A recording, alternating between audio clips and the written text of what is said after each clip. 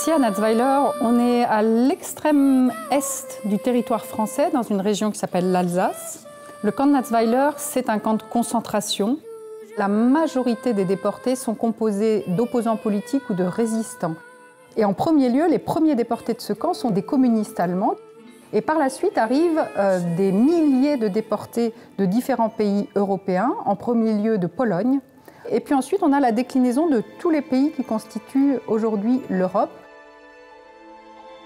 Le camp de concentration a un rôle extrêmement paradoxal pour le Troisième Reich, puisque c'est le lieu où on veut éloigner les indésirables idéologiques, mais en même temps, c'est un lieu dont les nazis ont absolument besoin.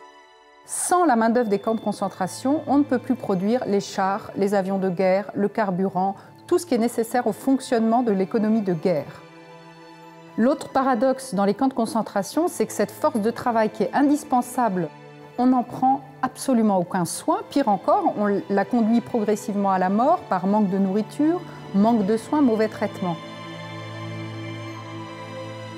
C'est la première fois dans l'histoire du label qu'a été déposé et récompensé un dossier transnational.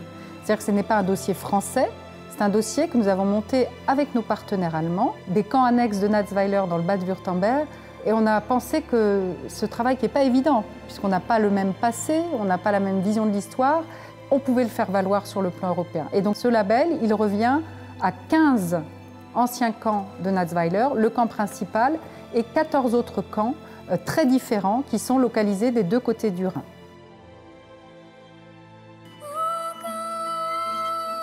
Le visiteur qui vient à Natzweiler va en premier lieu voir ce qui reste du camp, c'est-à-dire il va pénétrer par le grand portail, visiter plusieurs baraques dont l'une sert de musée.